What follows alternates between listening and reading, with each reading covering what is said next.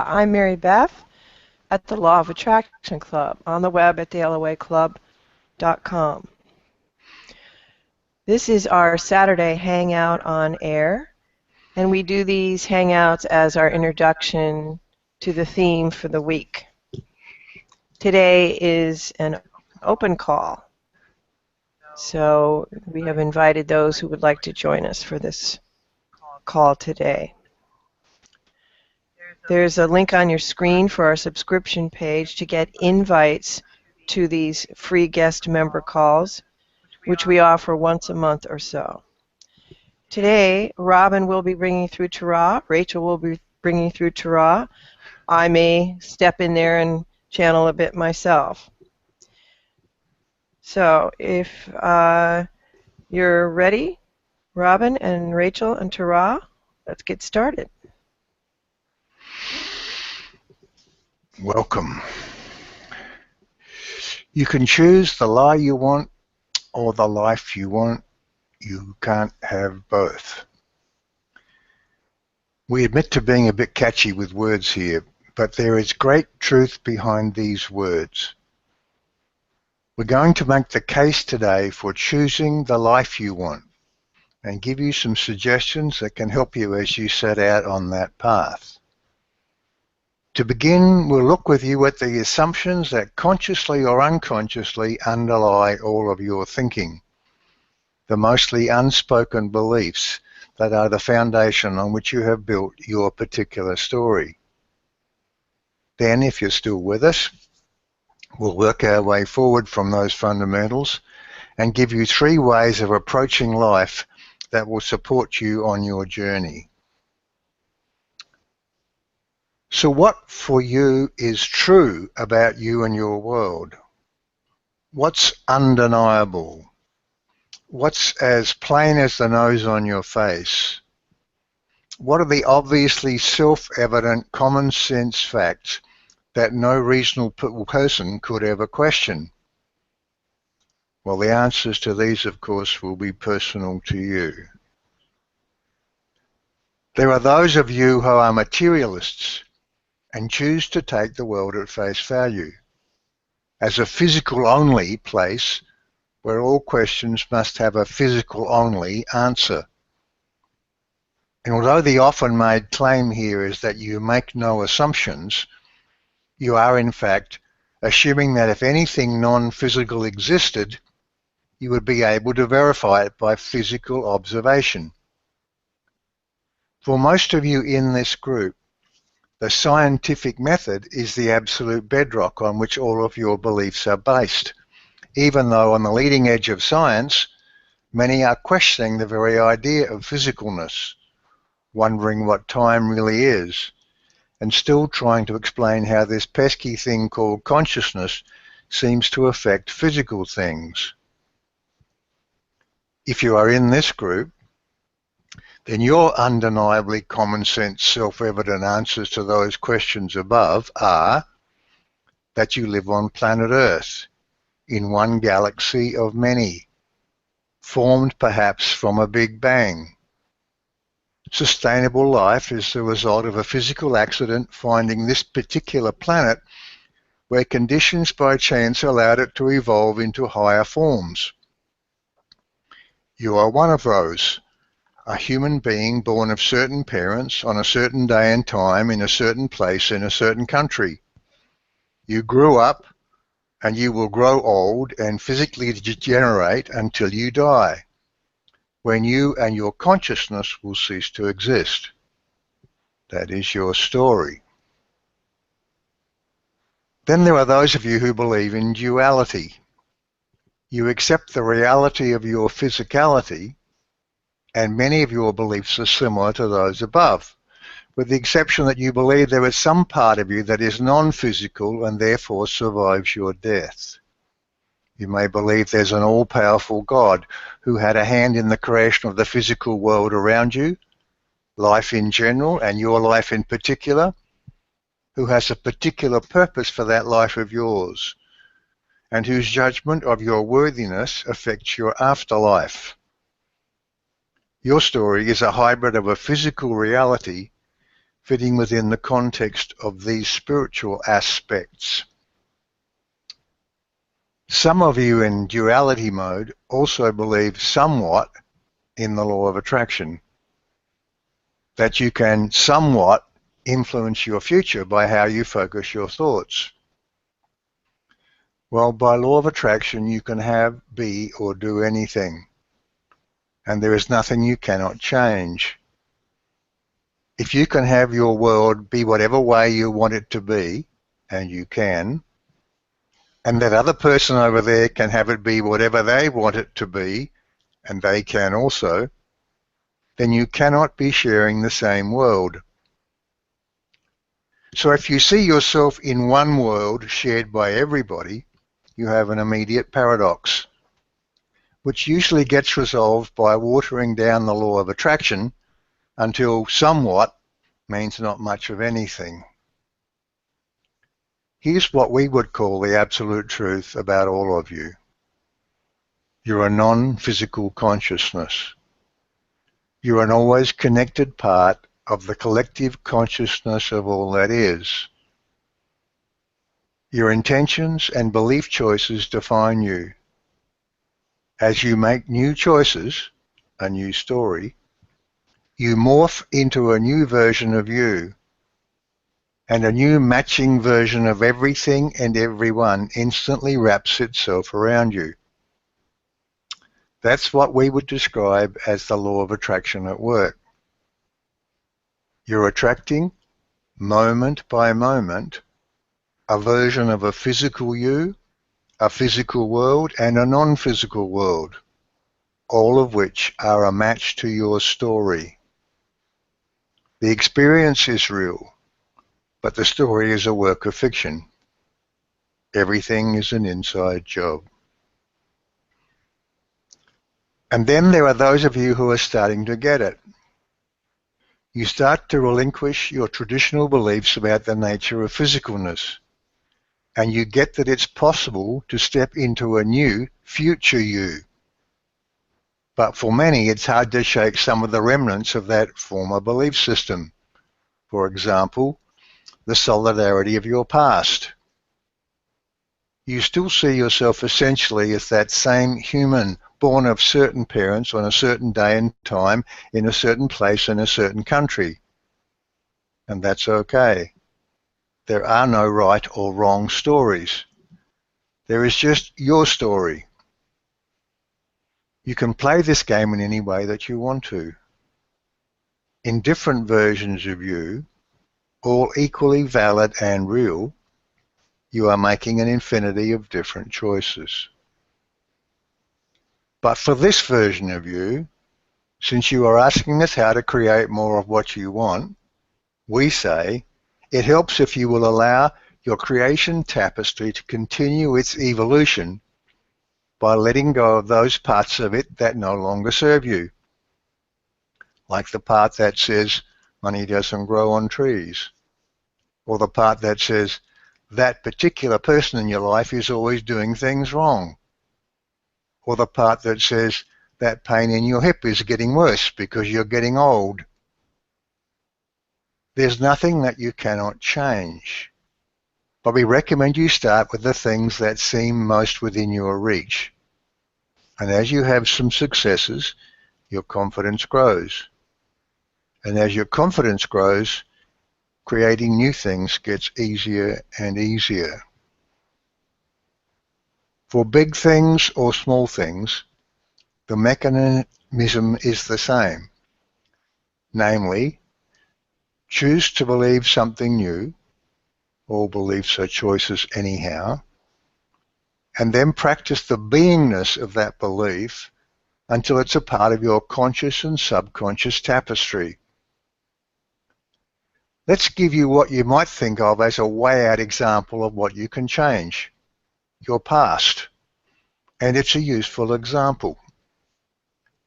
If you're creating by your thoughts, moment by moment, the virtual reality that is your world, can you see that your past is as variable as your future? Memory is just another word for imagination. We know that this may be a big leap for you, but if you just start to get used to the idea of it, if you let it be within you for a while, it can become part of you. And there's a point to all of this discussion about your past, and it's this.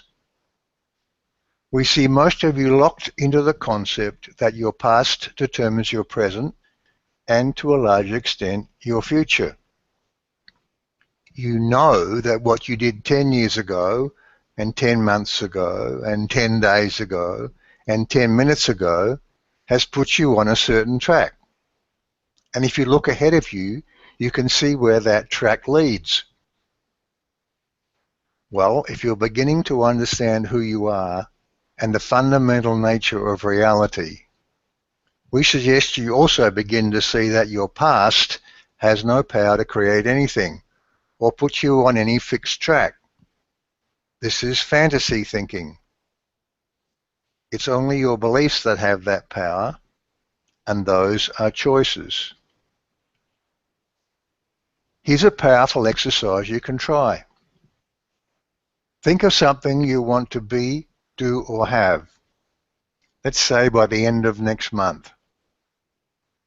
Something that's a stretch for your belief systems.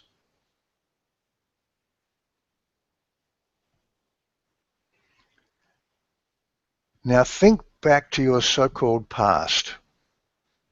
What is there in that past that makes it a stretch? Perhaps it's something simple, or a whole lifetime of happenings. Now, reinvent that past. Make up a new story. Then begin to make that your new reality. You might think that's silly because you know you just made it up. Well, here's the important point to all of this.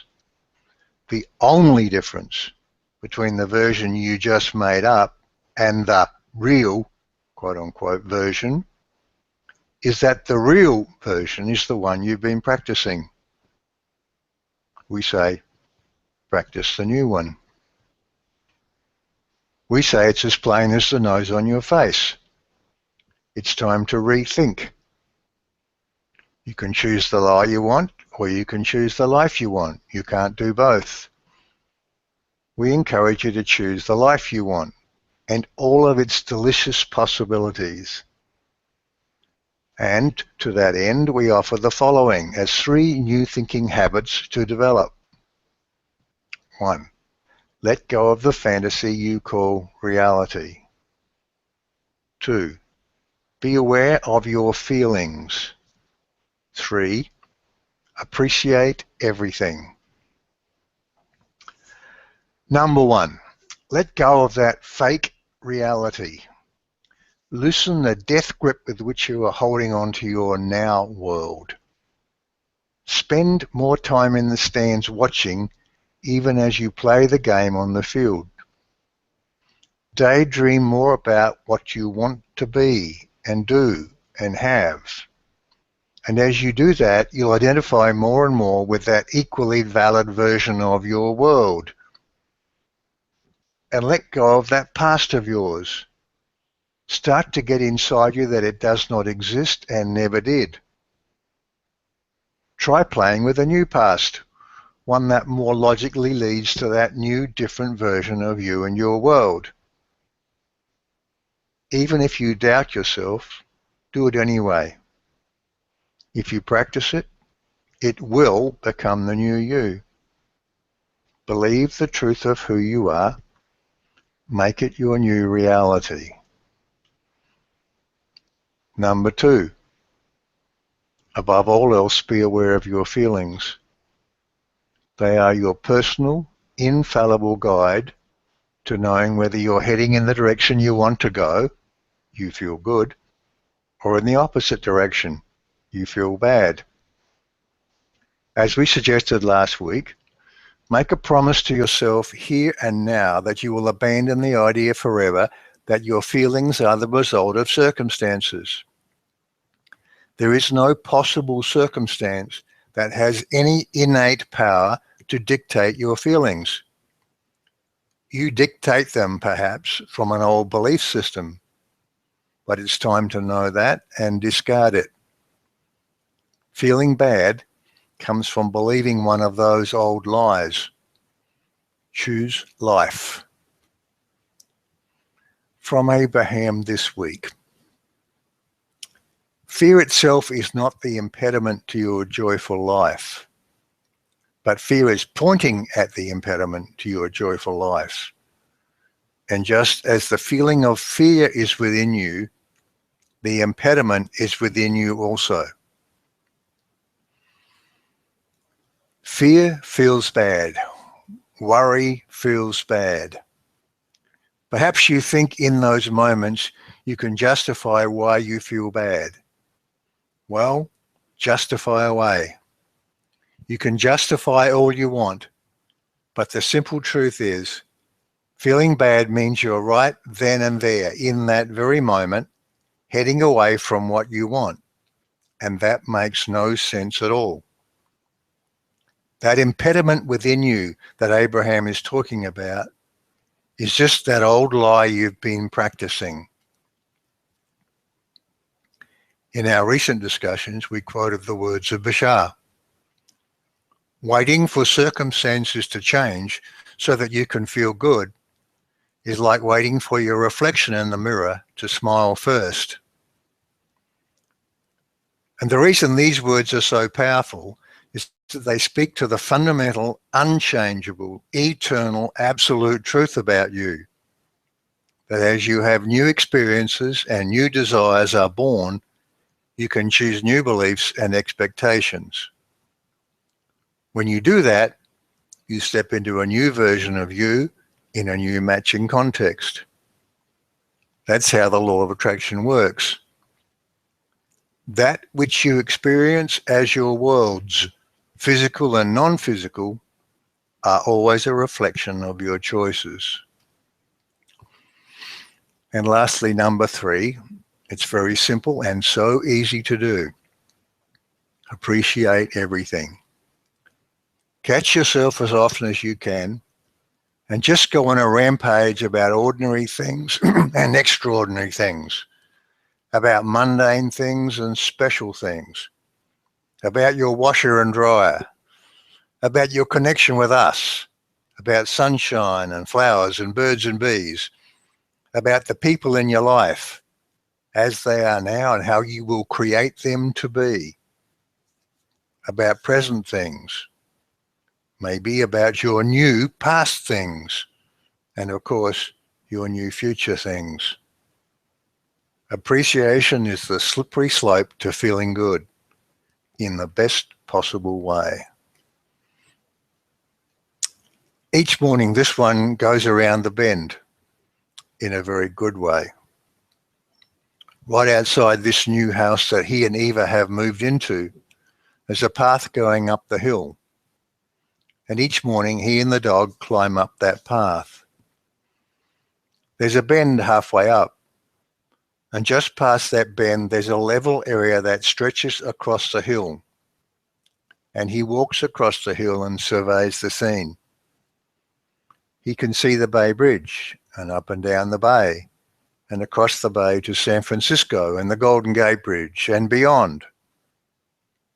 And each morning he takes the time to think about and say to himself, this is the version of me in the world I am creating. He is looking, of course, at a reflection of himself. So, choose the lie you want or the life you want. We say, question the lies. Bring them into the light and see them for what they are.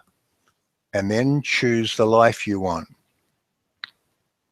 We say, find your own bend and go around it every day. By which we mean, develop your own routines for practicing more truthful thinking and less fantasy thinking. If you always think the way you've always thought, you'll always get what you've always gotten. To create something different, you have to take a stand with yourself.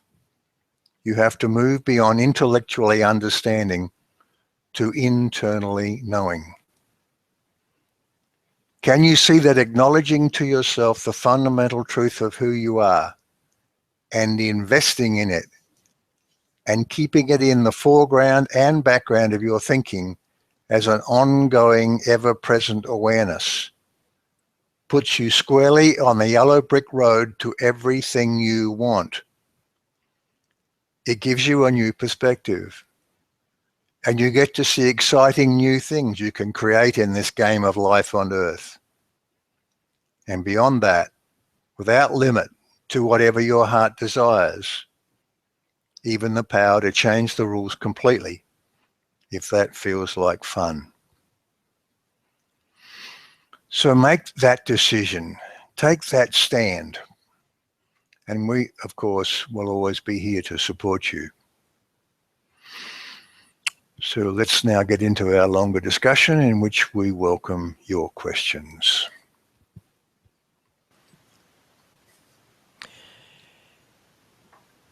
If you've been live with us on this Hangout on air, you may wish to know about having access to these free guest member calls, and you can see pop-ups on your screen. If you're on the Hangout and you're watching the recording, you can get invites to these free calls by becoming a guest member. See the links on your screen. And if you'd like to have access to the full calls live with question and answer and have access to recordings, you can become a member. Information will be on your screen as well. So now we are going to open up the floor to Rachel and Robin and Tara once again.